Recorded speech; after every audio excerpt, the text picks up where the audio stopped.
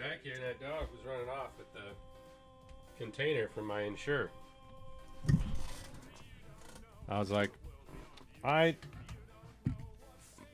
know what you're up to. Give me that. And he was like, no, I was just bringing you the garbage. I was like, nice try, dog.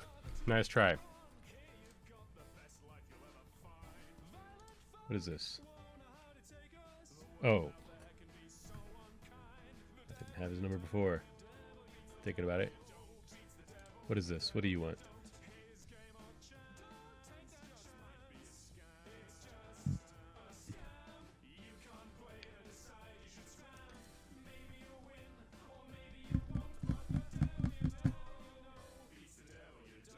Alright. I took a pill that... Whoa!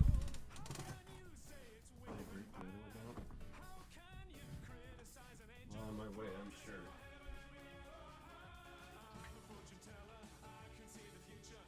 It's fine.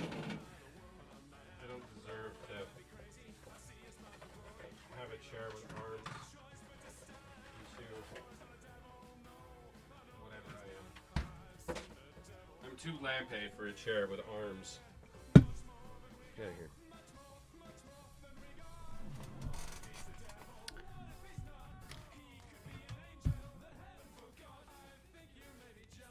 No, spider sense is not knowledge. Spider sense isn't even information. Spider sense is just dangers. It's just an immediate thought that something is wrong. That can't be equated to knowledge.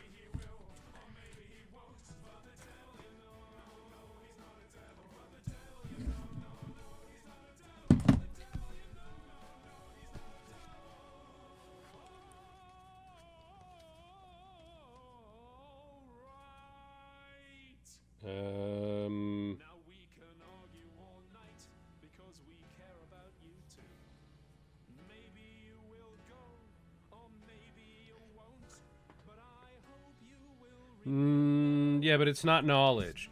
There are actually times when the spider sense goes off because something triggers it that is not itself danger.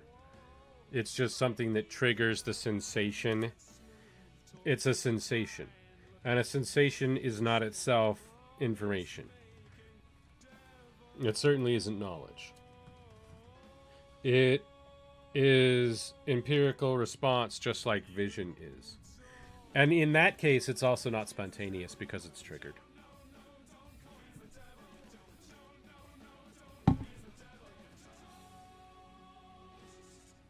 All right.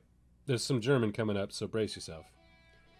Our everyday world is, from the outset, an intersubjective world of culture. It is intersubjective because we live in it as men among other men, bound to them through common influence and work, understanding others and being an object of understanding for others. It is a world of culture because, from the outset, the life world is a universe of significations to us, i.e., a framework of meaning.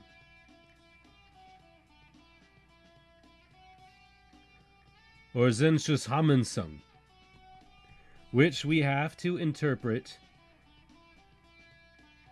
and of interrelations of meaning which we intuit only through our action in this life world. It is a world of culture also because we are always conscious of its historicity, which we encounter in tradition and habituality, and which is capable of being examined because the already given refers back to one's own activity or the activity of others, of which it is the sediment. I, the human being, born into this world and naively living in it, I am the center of this world, in the historical situation of my actual now and here. I am the null point toward which its constitution is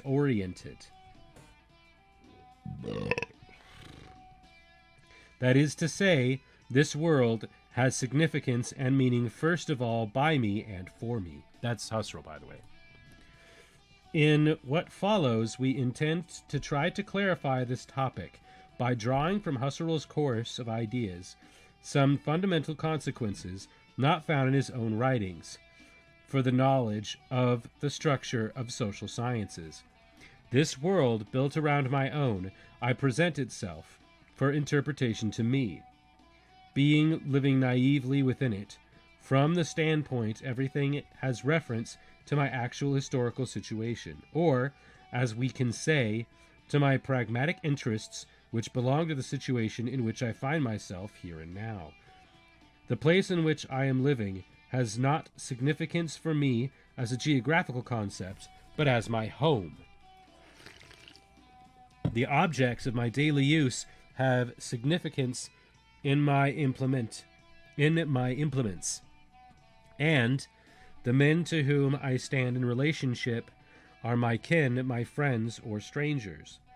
Language is not a substratum of philosophical or grammatical considerations for me, but a means of expressing my intentions or understanding the intentions of others. Only in reference to me does the relation to others, capital O, obtain its specific meaning, which I designate with the word we. In reference to us, whose center I am, others stand out as you. And in reference to you, who refers back to me, third parties stand out as they. The social world, with the alter egos, the selves outside the self, in it is arranged around me as the center, into associates, Umwelt, contemporaries, Mitwelt, and predecessors, Vorwelt, and successors, Volkwelt, whereby I and my different attitudes to others institute those manifold relationships, and this is done in vigorous degrees of intimacy and anonymity. This would have been better further toward the front. Like, a lot of other shit that he said would have made a lot more sense if he'd have said this earlier. Because this bit here, basically what this is saying is we have these things that we understand about language. These things are hard and fast rules about how grammar is meant to work. You can write them down. People all think that they know them in lower division college, for example. Everybody thinks this way about all of these rules of grammar. But it's not how they talk. Nobody talks like those rules are real. Nobody lives like those rules are real. Real life is not that kind of reducible. And yet those rules exist. And that's something that he was arguing about earlier, about not being able to pen all this shit down that way.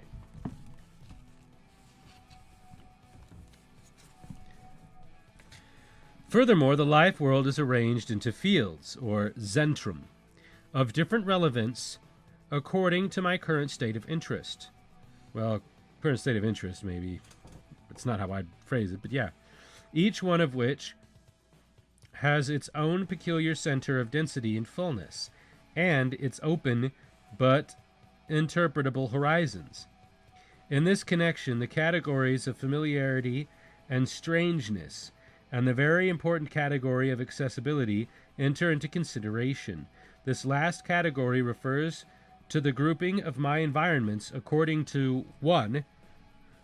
That which actually lies within the existence of my reach, seeing and hearing, or has been lain there, and might well be brought back into actual accessibility. 2. That which is or was accessible to others, and might thus potentially be accessible to me if I were not here, hic, but there, illic. 3. To open horizons of that which in free variation can be thought of as attainable. Thinking about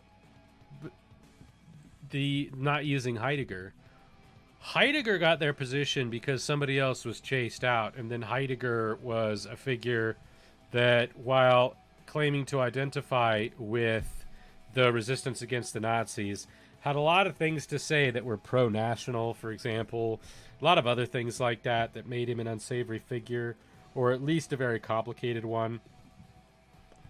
Schutz fled Austria after the Anschluss, and then had to flee the Nazis again in Paris. That indicates to me that there might have been a lot of reasons on a personal level for Schutz to be not using Heidegger, despite both of them using Husserl. Anyway, to this it should be added that I assume everything which has meaning for me also has meaning for the other or others with whom I share this, my life world, as an associate, contemporary, predecessor, or successor. Now, we've discussed the dangers in that already, although it is true. This life world presents itself also to them for interpretation.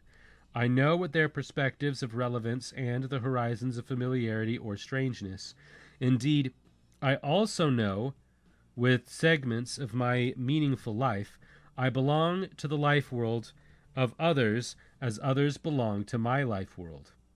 All this is a manifold orientation for me, the naive human being.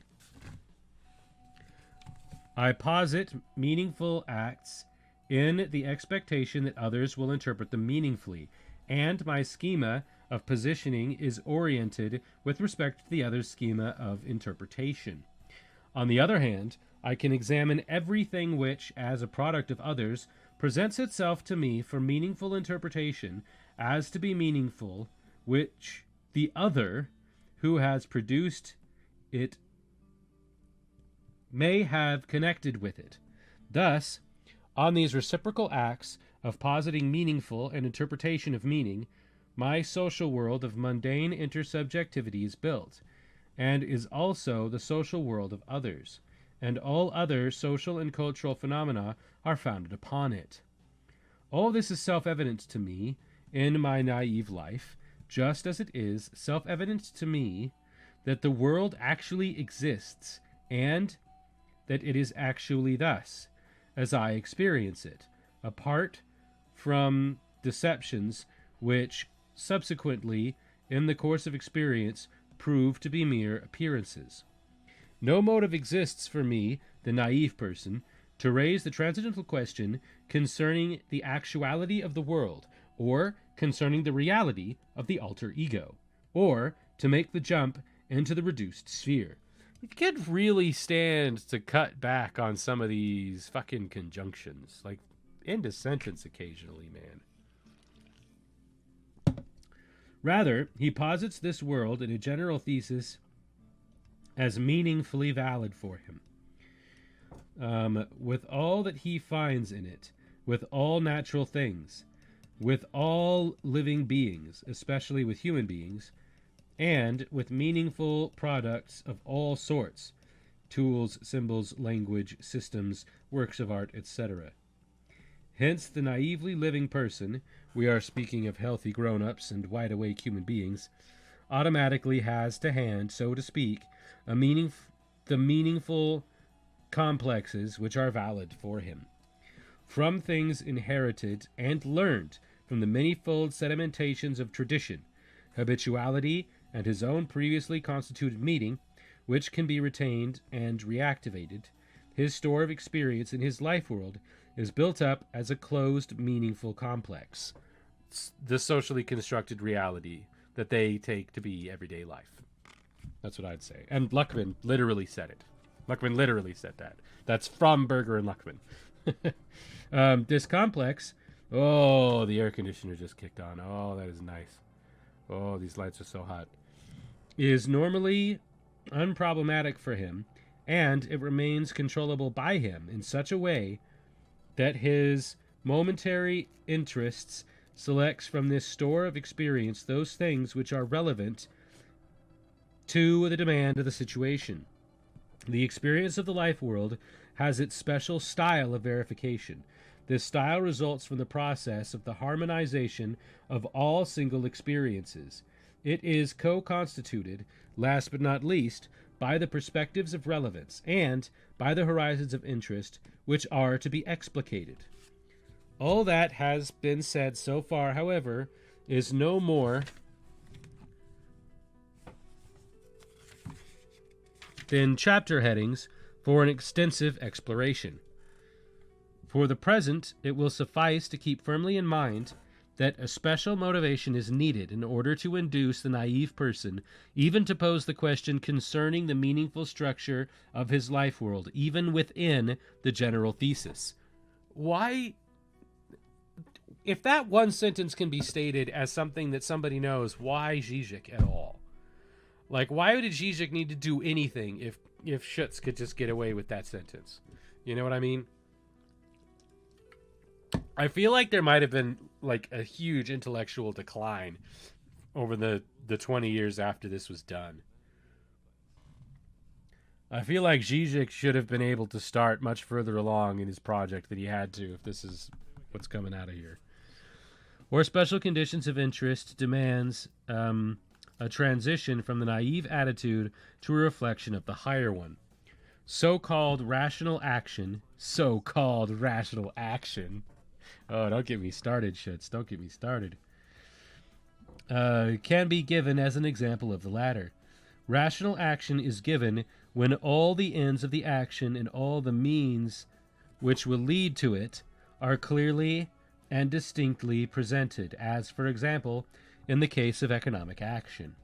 And such a motivation for leaving the natural attitude is given, then by the process of reflection, the question concerning the structure of meaning can always be raised.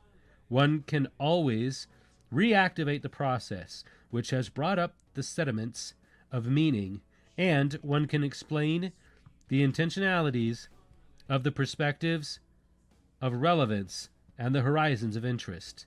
Then, all these phenomena of meaning, which obtain quite simply from the naive person, might be in principle exactly described and analyzed, even within the general thesis.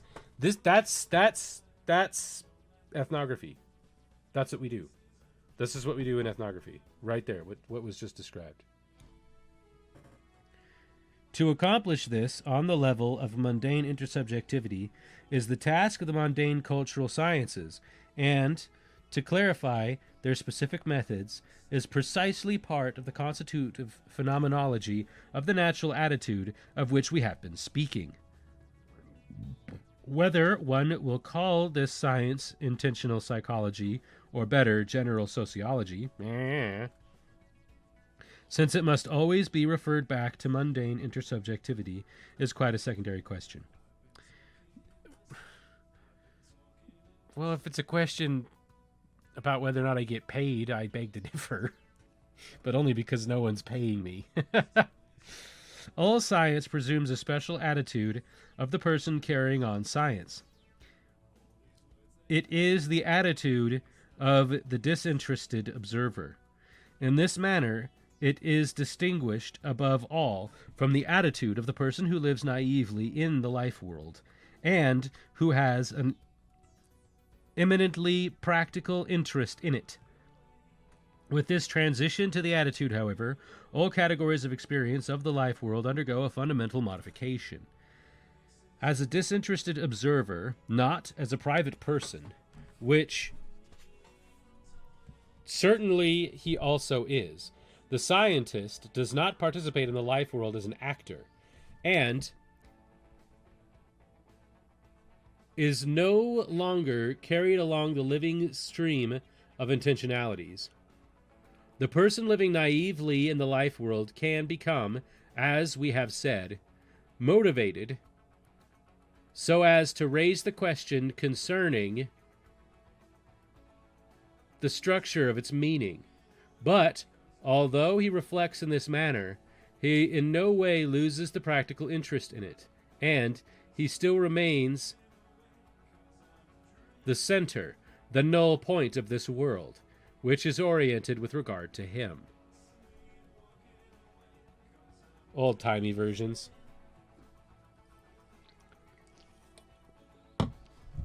Of IRL. Yeah, in a manner of speaking.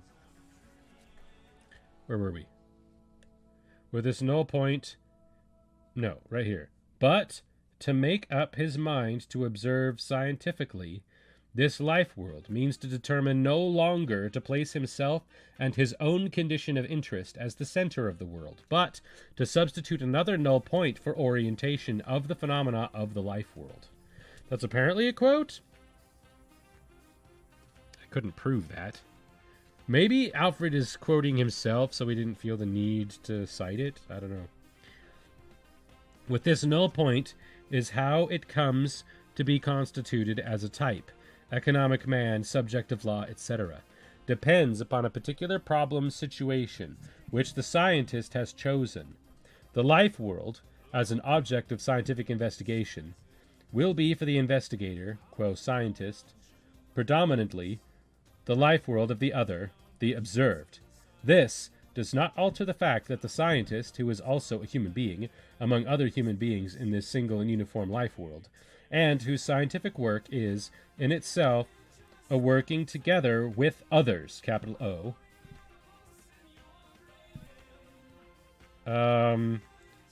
constantly refers to, is obliged to refer in his scientific work to his own experience of the life world.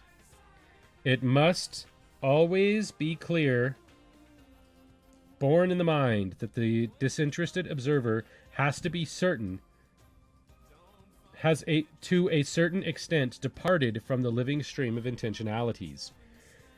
Together with the substitution of another null point for the framework of orientation, every meaning reference which was self-evident to the naive person in reference to his own I has now undergone a fundamental specific modification. That sounds very Mead. That's very George Herbert Mead. I wonder why Schutz doesn't bring up Mead. There's a footnote here. For example, the social scientist does not study the concrete action Handeln of human beings, like you, me, and everyone in our daily lives, with our hopes and fears, mistakes and hates, happinesses and miseries. He analyzes only certain definite sequences of activity. Handlungsablauf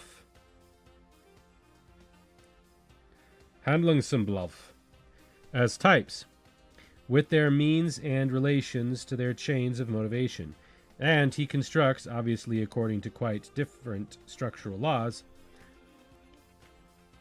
the pertinent ideal personality types with which he peoples the segmentation of the social world he has selected as an object of scientific research. Back to the body, the main body, I should say. It remains for each social and cultural scientist to develop a type of such modification proper to it, that is, to work out the particular methods. In other words, each of these sciences must give the equation of transformation according to which the phenomena of the life world becomes transformed by a process of idealization. And life world, by the way, life world is a culturally constructed version of life way as a semi-permanent state. So when somebody uses the term life world, usually what they mean is the way that the world is experienced within the lifestyle of somebody who is a member of a culture. So a life world is sort of like a very specific habitat for life. Because I suppose life world could also include like a boy raised by wolves, or somebody who is living in the wilderness. They would also have a life world. But the life world is subjective to some extent in some way. The life world of one group becomes the life world of the other group interacting with it in an overlap. But that doesn't mean that the life worlds of both of those peoples would map one-to-one. So a life world is to some extent subjective, but is objective to the people living within that subjectivity, mostly because they don't know any better. That's why he keeps using the word naive. Okay. For idealization and formalization have just the same role for the social sciences as the one which Husserl has stated for the natural sciences, except that it is not a question of mathematizing the forms, but of developing a typology of fullness, or fullen. Also,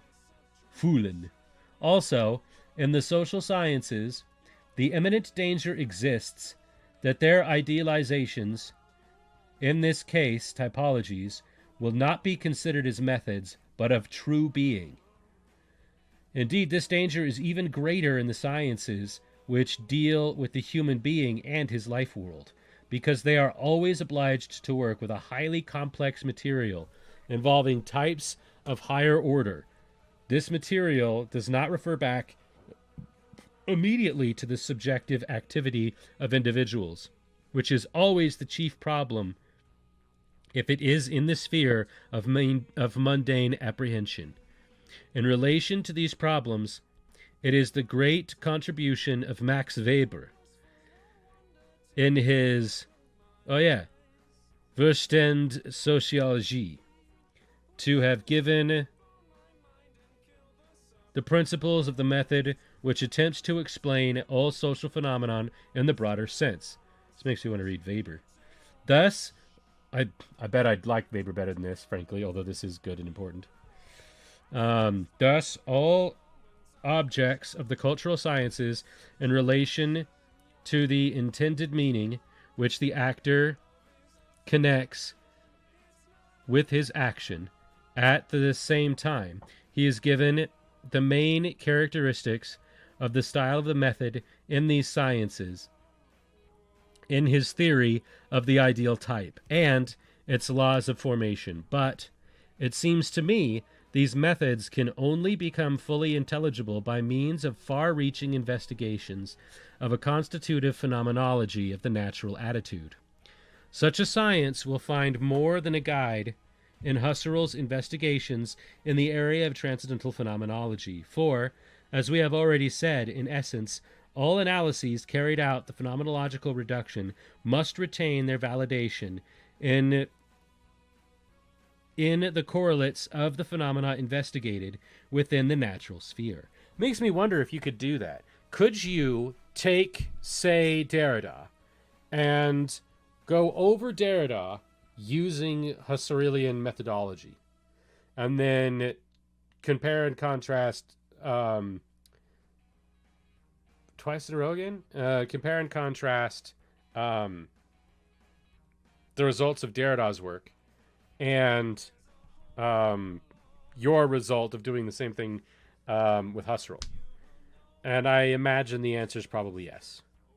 But funnily enough, the answer will probably be yes, because even though Schutz here is going directly to Husserl, I'm pretty sure that Derrida is going through Heidegger, who, of course, was, as I said, a student of Husserl. Interesting, but that might be a project for some time in the future, when I'm independently wealthy and don't have to worry about running Lampe Creative myself, or am dead. Therefore, it is to be the task of this science to apply the whole treasure of knowledge opened up to Husserl in its own area. We mention only Husserl's analysis of time, his theory of signs and symbols, of ideal objects, of occasional judgments, and finally, his technological interpretation of history. What? Lampe. His teleological interpretation of history. You fat idiot. Technological to develop the program of such a science, even in its main characteristics beyond the mere suggestion given above, would go far beyond our present limits. I wonder if Derrida did it. Interesting. And that's the end. And I'm going to need to reread that. But I should also note that the section right after the beginning of part 2 is going to be very integral to a section of my project.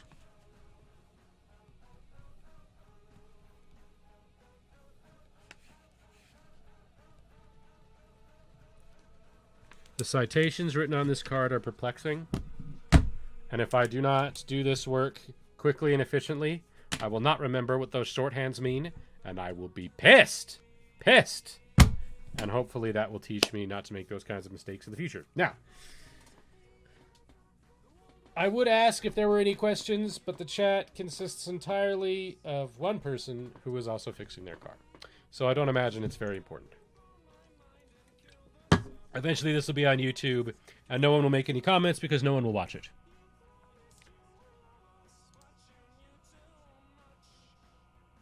Why is this where that's shared? Oh, that is, I mean, naturally. But still, surely there's a place where there'd be more than 4 people. Okay. Doodly. What's going on at Diesel Shot? What are they doing? What's the point of raiding with one person? This is lunacy, Lampe. You've lost your mind. No, nobody studying for a test would go through this. Nobody's being tested on this. Nobody. I'm one of probably a dozen people on the face of the whole fucking planet Earth who gives a shit about phenomenology and sociology at the same time. It's just not a thing. All right, I'm out. Fuck you, Internet.